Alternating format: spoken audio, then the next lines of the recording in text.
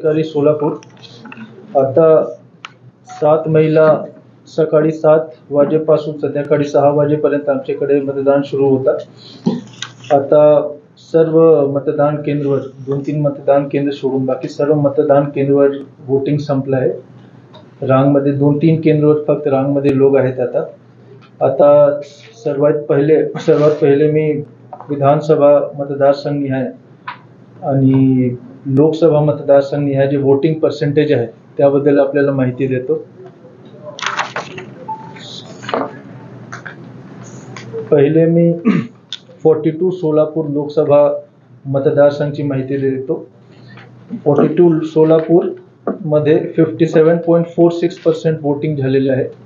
यामध्ये आता 1-2% वाढ होईल, 1 to 2% यामध्ये वाढ होईल।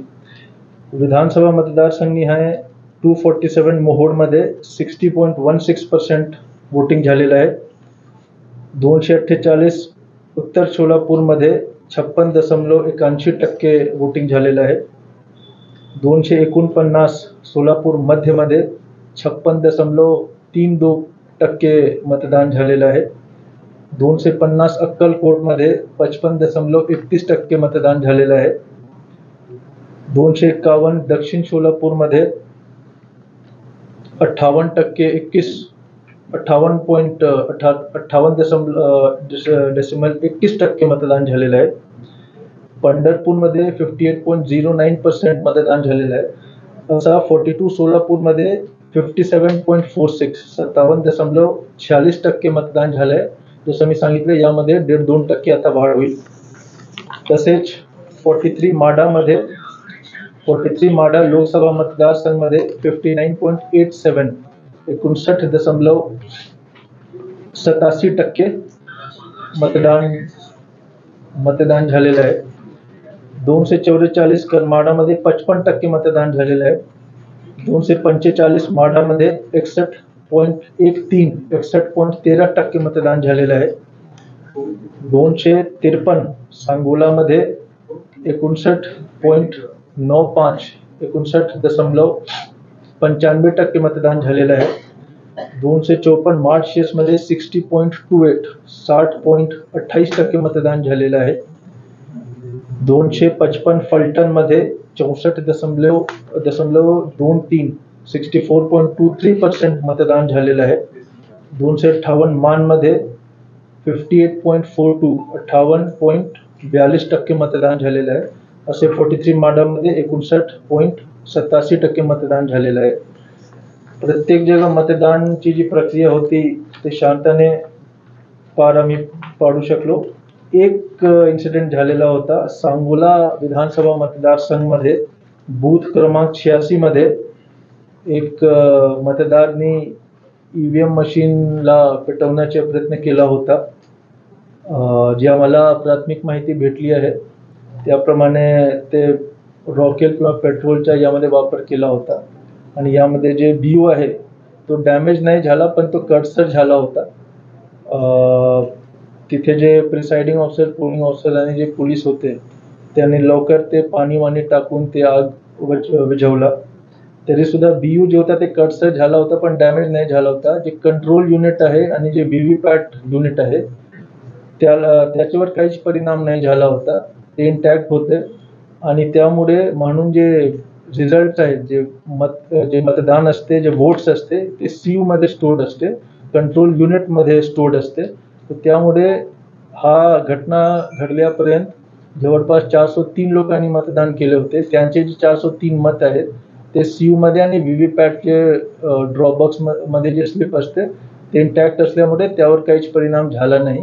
जे 403 लोकांनी मतदान अगोदर केला होता, आदेश केला होता, त्यांचे मत व्यवस्थित आहे, ते सेफ आहे।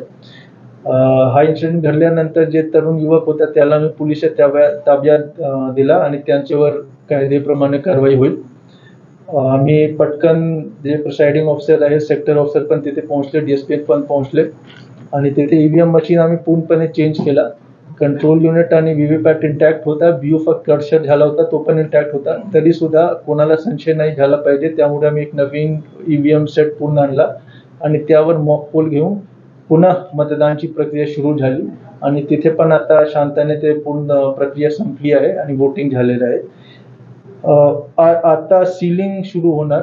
प्रत्येक जे विधानसभा मतदारसंघ आहे तिथे जे रिसिव्हिंग सेंटर आहे तिथे पोलिंग पार्टी येत आहेत मशीनच्या सोबत. तिथे आम्ही रिसीव्ह करू आणि त्यानंतर आज रात्रभर तो विधानसभा मतदारसंघमध्ये जे स्ट्रॉंग रूम आहे तिथपासून आमच्या जे स्ट्रॉंग रूम आहे रामवाडी गोडाऊन तिथपर्यंत एक एक विधानसभा निहाय ते गाडी येईल, कंटेनर येईल पोलीस प्रोटेक्शनच्या सोबत आणि त्यानंतर आम्ही आमच्या स्ट्रॉंग रूममध्ये ते सीलिंग करणार.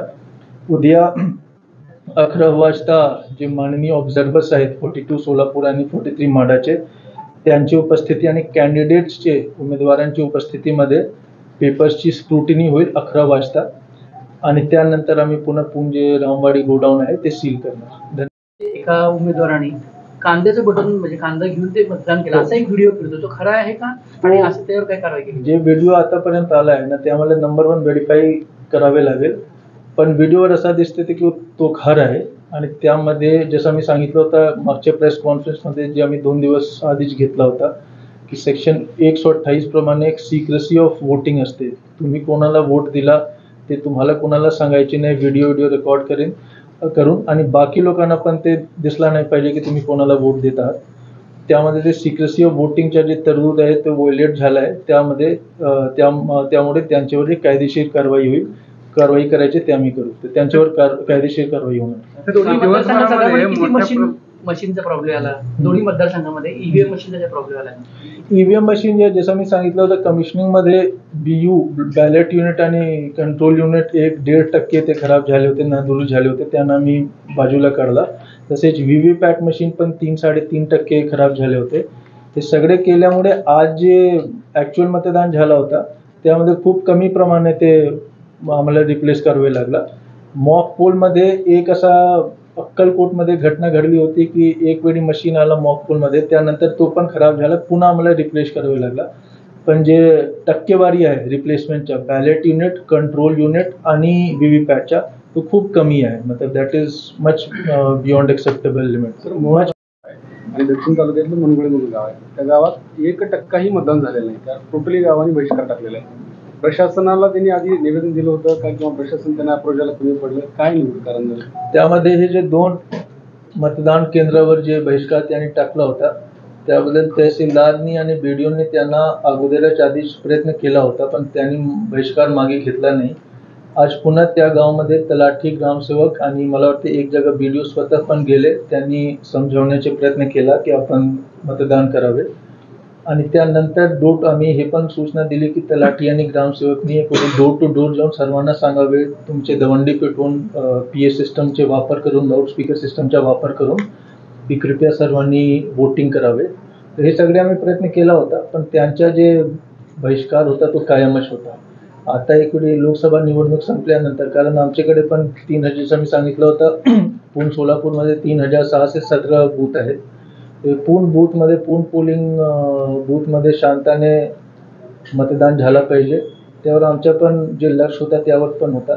आणि इकडे ही निवडणूक संपल्यानंतर आम्ही सर्वांच्या सोबत बसू, हे दोघं जे गाव आहेत आणि त्यांचे काय समस्या आहे, मी आणि जे प्रांत आहे तिथे आम्ही स्वतः त्यांची एक बैठक घेऊन आम्ही प्रयत्न करतो की कसा त्यांची समस्या दूर केली पाहिजे, ज्यामुळे हे पुन्हा एक घटना ते विधानसभाचे वेळी नाही झाली पाहिजे. त्यासाठी आमच्या प्रयत्न राहील. करमाळा एक घटना केंद्रावरून आपल्यामध्ये मतदान आता करमाळामध्ये जे पोलिंग तुमच्या 6 वाजेपर्यंत क्लोज असते, मतलब जे रांगमध्ये आहेत तेच लोक वोटिंग करू शकतात. हे मला वाटते की 5:30-6:30 वाजता एक घटना घडली आहे बूथ क्रमांक 90 मध्ये.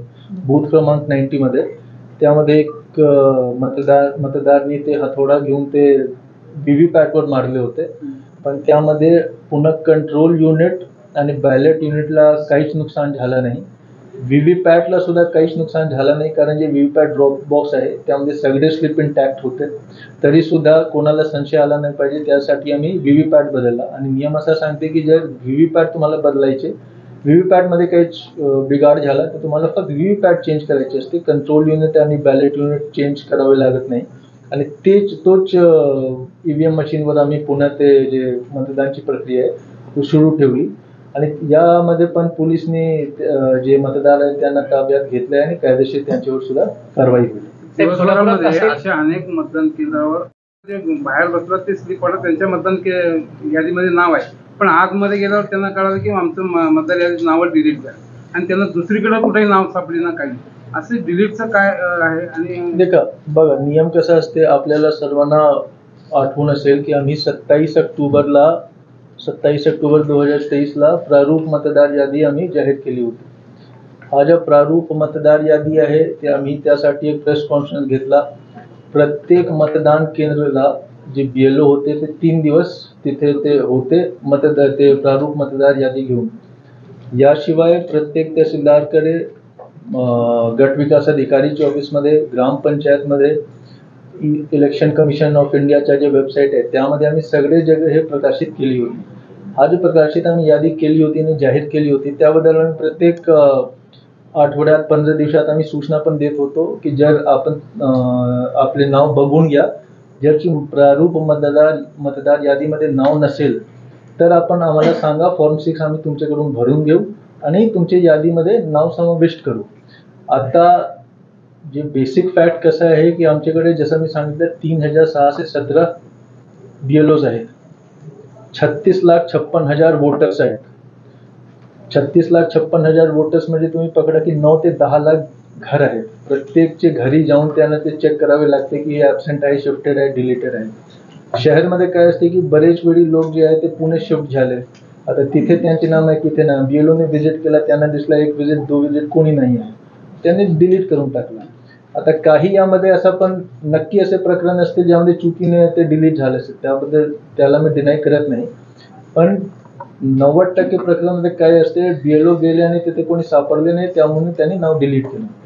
मतदारनी जर हे त्यावेळी बरेच लोकांनी असं पण केलं की त्यांना दिसला, आम्ही जे आवाहन केलं होतं की तुम्ही तुमचे नाव मतदार यादीमध्ये बघून घ्या, त्यांना ते दिसला की माझं नाव डिलीट झालेलं आहे, त्यांनी तत्काळ आम्हाला सांगितलं, आम्ही फॉर्म 6 त्यांच्याकडून भरून घेऊन त्यांचे नाव मतदार यादीमध्ये समाविष्ट केलं. आता नियम कसा असते की last date of filing nomination जे होता आमच्याकडे 19 एप्रिल होता, त्याचे 10 दिवस आधीपासून तुम्ही कोणाचे नाव त्यामध्ये समाविष्ट नाही करू शकत किंवा डिलीट पण नाही करू शकत. म्हणजे आमच्या जिल्ह्यासाठी 9 एप्रिल पासून आम्ही त्यामध्ये नाव ऍड पण नाही करू शकत, डिलीट पण नाही करू शकत. 27 ऑक्टोबर पासून 9 एप्रिल पर्यंत आम्ही आपल्या माध्यमाने प्रत्येक बातमीपत्रामध्ये आमचे जे स्वीपची ऍक्टिव्हिटी झाला होता, वेगवेगळे रॅली काढले होते आम्ही शहरामध्ये, कॉलेजेसमध्ये, तिथे आम्ही सांगितलं होतं की तुम्ही प्रारूप मतदार यादीमध्ये तुमचे नाव बघून घ्या, जर नसेल तर आम्ही ऍड करू. आता जर प्रारूप मतदार यादीमध्ये नाव डिलीटेड आहे किंवा दिसत नाही ना, तर कलेक्टरला हे कुठल्याही प्रकारचे अधिकार नसते की आम्ही त्यांना सांगू की तुम्ही वोटिंग करून घ्या, तो आमचा अधिकार नाही आहे. तरी सुद्धा हे खरं आहे की काहीच नाव चुकीने डिलीट झालं असेल. यामध्ये आम्ही सर्व जे असे मतदार होते ज्यांच्या असा कंप्लेंट होता की माझं नाव डिलीट झालं आहे, त्यांच्याकडून आम्ही ऍप्लिकेशन घेऊ, आम्ही चौकशी करू की यामध्ये BLOने काही वेगळे प्रकारचे काही मिसचिफ तर नाही केलं. मिसचिफ जर केलं असेल तर नक्की त्यांच्यावर कारवाई होईल. जर चुकीने शूटला असेल, त्यांचे काही त्यामध्ये मिसचिफ नसेल, तर आम्ही हे लोकांच्याकडून फॉर्म 6 भरून घेऊ आणि आम्ही खात्री करू की हे लोकांचे जे नाव आहे ते विधानसभामध्ये मतदान करण्यापासून ते वंचित नाही राहिले पाहिजे, हे नक्की आम्ही प्रयत्न करू. पण पुन्हा मी एक वेळी सर्व आमचे जे मतदार आहेत त्यांना मी हेच आवाहन करतो की पुन्हा आम्ही हे सर्व यादी प्रकाशित करणार, आवर्जून आपले नाव आहे किंवा नाही आहे हे बघून घ्या, कारण हे खूप मासिव्ह एक्सरसाइज असते. BLOने कुठे चूक गेला आणि कोणी सापडले नाही, जे नेबर आहे जे बाजूला राहतात त्यांनी सांगितलं की हे लोक परमनंटली बरेच वर्षापासून शिफ्ट झाले. ग्रामीण एरियामध्ये हे चूक जे आहेत ना ते कमी प्रमाणात आहे, कारण माझ्याकडे जे फोन आले ते खूप कमी ग्रामीण एरियामध्ये आहे. लोकांना माहित असते ना की कोण आहेत, कोण गेले, कोण बाहेर गेले, कोण नाही आहे. शहरी भागमध्ये हे फक्त सोलापूरमध्ये नाही, पूर्ण भारतमध्ये असं असतं, मतलब शहरी भागमध्ये लोकांचे नाव जास्त डिलीट झालेले आहेत. आमचे हेच प्रयत्न राहील की विधानसभामध्ये नाही झालं पाहिजे. नाही पूर्ण सांगा. आज दिवसभरात निवडणूक प्रक्रियेत कोणी अडथळा निर्माण केलाय? नाही, असं आमच्याकडे काल आणि परवा एकाच जगातून फोन आला होता, तो किती जेन्युइन होता मला माहित नाही, की आम्हाला आता असं शक्य आहे की हा अमुक एरियामध्ये लोकांना ते वोट देण्यापासून वंचित ठेवण्याचे प्रयत्न आहे लोकांचे. तर तिथे आम्ही तत्काळ ते SP साहेब असतील, CP साहेब असतील त्यांच्याशी संवाद साधून आम्ही तत्काळ तिथे एरिया डॉमिनेशन मार्चेस पण केला आहे. एक विधानसभा मतदारसंघ मध्ये आम्हाला असं एक माहिती मिळाली की एक स्पेसिफिक एरियामध्ये लोकांना वंचित ठेवण्याचा प्रयत्न आहे. तिथे आम्ही एरिया डॉमिनेशन मार्चेस करून दिला. तिथे जे एरिया डॉमिनेशन मार्च करत होते त्यांना आम्ही ते पॅम्फलेट पण वाटला, ज्यामध्ये माझ्या आणि एसपी साहेबांचा पर्सनल नंबर होता आणि पीआय साहेब आणि डीएसपी साहेब की जर तुम्हालावर कोणी दबाव आणत आहे की वोटिंग देऊ नका तर तुम्ही तत्काळ कॉल करा. तर मला तर एकही तिथून कॉल नाही आला. एक एरिया डॉमिनेशन मार्चेस ज्याला ते जे लीडर्स होते ते एरियाचे डीएसपीने त्यांना बोलविला की तुम्ही तत्काळ सांगा जर कोणी तुमच्यावर असा प्रेशराईज करण्याचा प्रयत्न केला. तो अडथळा मतलब कोणाला दबाव टाकण्याचे तर आमच्याकडे नाही आले. काही जण एरिया डॉमिनेशन आणि सगळे चांगल्या पद्धतीने झाले. आता सीबी जिल्हा आहे, हेल्पलाईन नंबर आहे, कलेक्टर एसपी सीपीचे सर्वांच्याकडे नंबर आहे जिल्ह्यामध्ये. तर अडथळा क्रिएट करण्याचे हे नाही झालंय कुठे. जे इलेक्शन कमिशन ऑफ इंडियाच्या जे धोरण आहे स्वीप त्याला मी म्हणतो. स्वीप मध्ये आम्ही काय करतो की आम्ही प्रत्येक कॉलेजला ना प्रत्येक स्कूलला प्रत्येक जे इंडस्ट्री आहेत ना मागच्या प्रेस कॉन्फरन्स मध्ये मी सांगितलं होतं की आम्ही काय काय प्रयत्न केला आहे. लेबर इंडस्ट्री असोसिएशन सोबत एक करारनामा त्यांच्याकडून पत्र घेतलं आहे. कॉलेजमध्ये आमचं स्वीप झालं आहे. हे सगळे केल्यानंतर आता जे तुमचा हे आकडा आहे ना 57.45 57.46 इन सोलापूर जसं मी सांगितलं यामध्ये 1.5 ते 2% वाढ होईल. कारण आता एक्झॅक्ट माहिती आम्हाला नाही मिळत आहे. आम्ही ऑलवेज अंडर रिपोर्टिंग करतो. असं नाही झालं पाहिजे की आम्ही 60% सांगितलं त्यानंतर ते 59% आलं. आम्ही 59% सांगितलं नाही तो 60% त्याबद्दल काही चर्चा नाही. कोणी हे नाही सांगणार की यांनी वाढवून सांगितलं आहे. आमच्या हे जे पर्सेंटेज येईल ते 59 to 60 चे जवळपास येईल असा माझा अंदाज आहे. आणि मागच्या वेळी हे जे पर्सेंटेज होतं ते 58 चे जवळपास होतं 42 सोलापूरमध्ये. तसेच 43 माडामध्ये आताही फलटणमध्ये आणि बरेच जागा लोक रांगत आहेत. त्यांच्याकडून आता प्रिसाइडिंग ऑफिसर कडून ते एक्झॅक्ट माहिती नाही भेटली आहे की एक्झॅक्टली किती झालंय. हे जे 59.87 आहे आम्हाला असं वाटतं की हे दिस विल गो टू 62 63.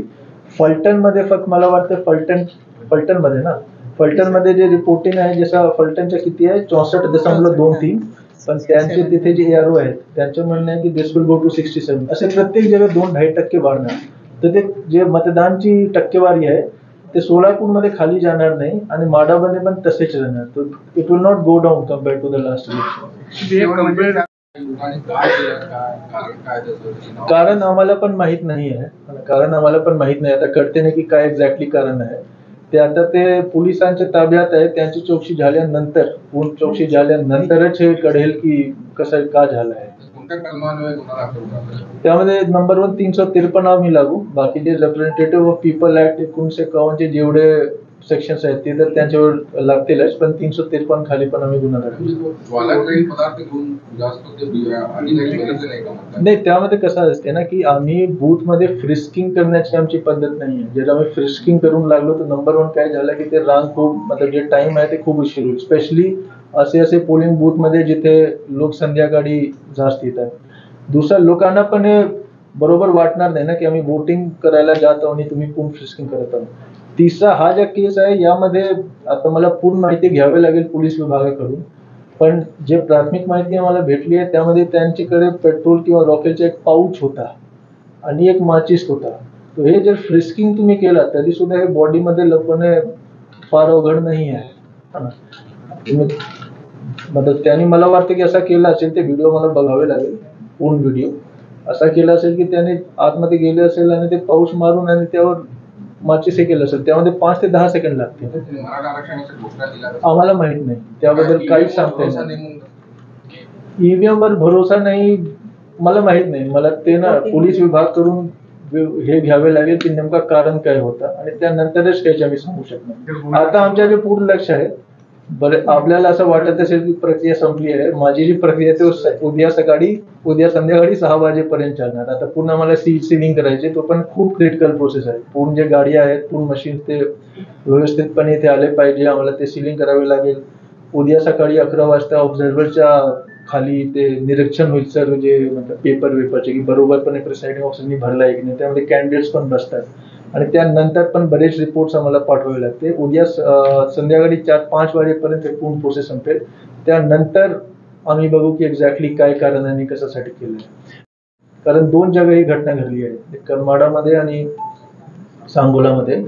तर विधानसभासाठी जे फ्रिस्किंग आहे ते त्यामध्ये थोडा आम्हाला वाढ करावी लागेल. प्रत्येकला फ्रिस्किंग करणे शक्य नाही आहे आणि ते बरोबर पण नाही आहे, कारण त्याच्या दुष्परिणाम वोटिंग पर्सेंटेजवर होऊ शकते. तरी सुद्धा थोडं फ्रिस्किंगचा मला वाटतं की आम्हाला हे करावे लागेल.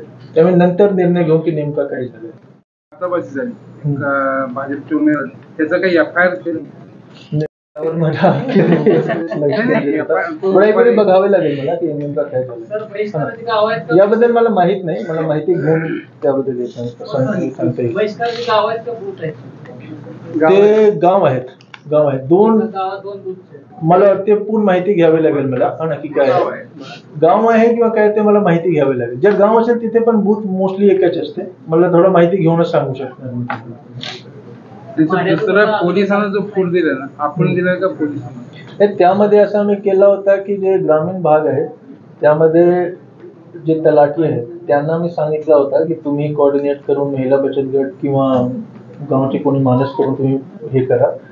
त्यामध्ये आम्ही सांगितलं होतं की जे प्रिसाइडिंग ऑफिसर आहे, पोलिंग ऑफिसर सगळे 3, पोलीस कॉन्स्टेबल, होमगार्ड आणि नेक्स्ट डे 7 तारीखला आशा वर्कर, अंगणवाडी सेविका जे पण आले त्यांची भोजनची व्यवस्था करायची आहे. त्याप्रमाणे तो झाला. काही ठिकाणी काल रात्री या डिसेंबर काय चालू आहे का?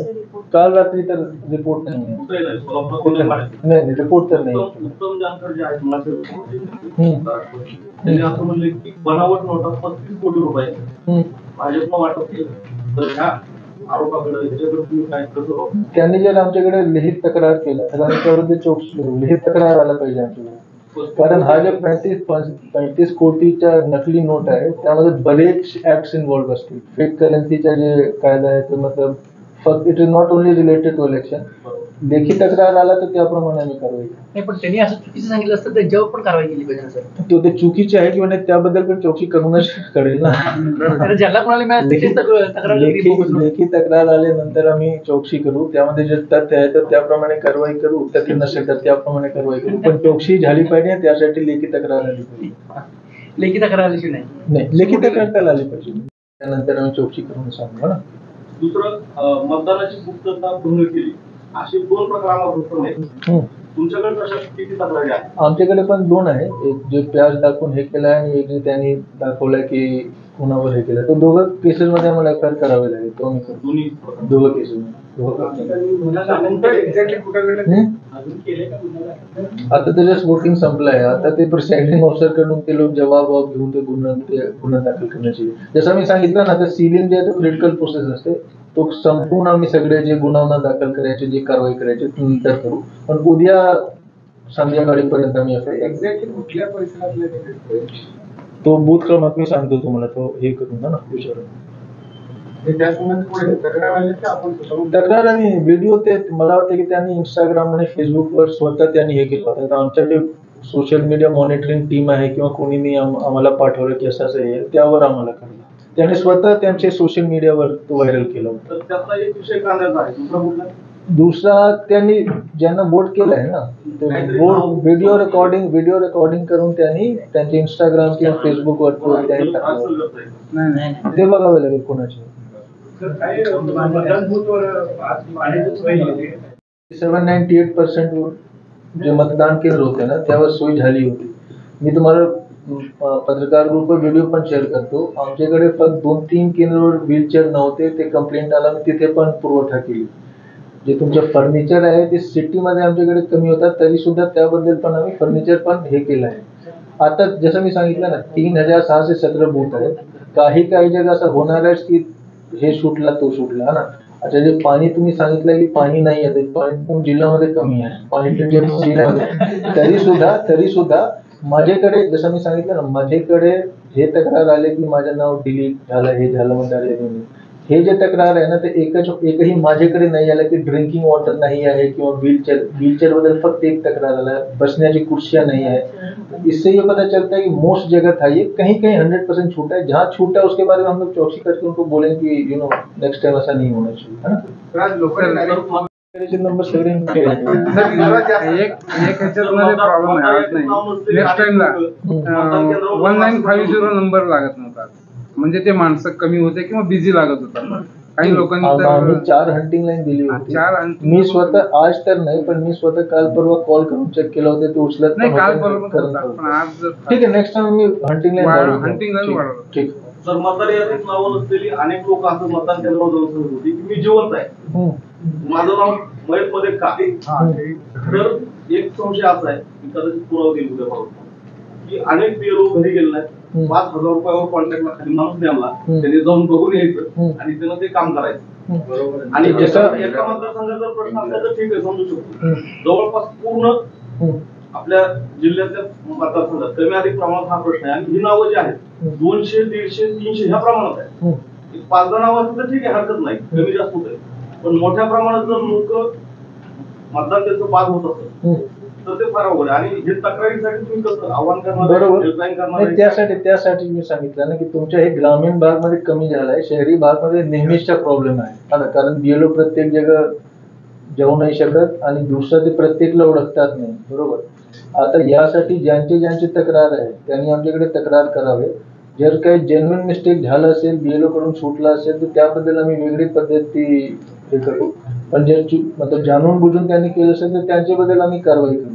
ज्यांना तक्रार करायची त्यांनी तक्रार करावी. आम्ही एन्श्योर करू की विधानसभामध्ये असा नाही झाला पाहिजे. डिलीट झाला असेल तर तुम्ही कारण कळेल का? तो मला चौकशी बघा. नेमके 90% केसेसमध्ये कसं असते सिटीमध्ये की बीएलओने 2-3 वेळा तिथे व्हिजिट केला, त्यानंतर बाजूला जे नेबर आहे ते तिथे सापडले नाही, त्यांनी सांगितलं की हे बघावे लागेल की कशासाठी ते डिलीट झालं. त्यासाठी चौकशी करून दोघांनी तक्रार करावी आणि त्यानंतर आम्ही चौकशी करूनच सांगू शकतो की नेमकं काय झालं. कार्यालयाची माहिती असते का की या कारणास्तव आम्ही डिलीट करतोय? ऍबसेंट, शिफ्टेड आणि डेड हेच 3 मुख्य कारण आहे. हे 3 कारणामुळेच झालं आहे. मोस्टली जे कारण असेल शहरमध्ये ते शिफ्टेडचा प्रॉब्लेम असेल. बीएलओला असं वाटलं असेल की पूर्णपणे शिफ्ट झाले असेल. बरेच वेळी असं पण होते की जे वोटर्स आहेत ते पुण्यामध्ये पण एनरोल्ड आहे आणि इथे येऊन तिथे त्यांना वाटलं असेल की माझ्या नाव इथे पण असलं पाहिजे. हो सकता है की उनका पुणे में हो, तो आम्हाला चौकशी करूनच हे करावे लागेल. एखादा उमेदवार 1-2 तोड द्यायचं.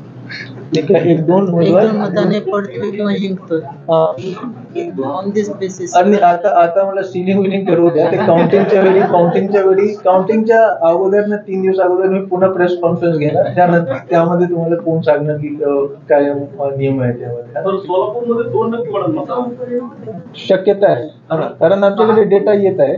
6 पर्यंत जी लोक बाहेर आहेत, आपण असं वेळ धरलं साधारणतः एक 5-10 हजार 50 हजार ठीक आहे. 2% म्हणजे जवळपास 1.5 ते 2 लाख लोक मध्ये म्हणजे हा आकडा जरा जास्त मोठा वाटतो. 2% म्हणजे किती झाला? 2% तुमचे 36 लाख नाही, सोलापूरमध्ये 18 लाखचे जवळपास 20 झाले. 20 लाख किती झाले? 36,000 झाले ना. 18 लाख आमच्याकडे मतदार आहे. सोलापूर केसून सांगतो, 42 सोलापूरमध्ये 18 लाखचे 2% किती झालं? 36,000 झालं. 36,000 झाले. 36,000 असू शकते ना, कारण आमच्याकडे सुद्धा 1968 बूथ आहे. त्यामध्ये जर 150-200 बूथवर जर 6च्या नंतर रांग असेल तर त्यामध्ये असू शकते. पण मी पुन्हा सांगतो की हे अंदाजाने मी सांगितलं आहे ना. पण 36,000 असा फिगर आहे की ते होऊ शकतात. होऊ शकते. रात्री किती उशीर होऊ द्या, ग्रुपवर टाकून द्या. नाही, नक्की मी तर जागलो आहे. तुम्ही टाकतो.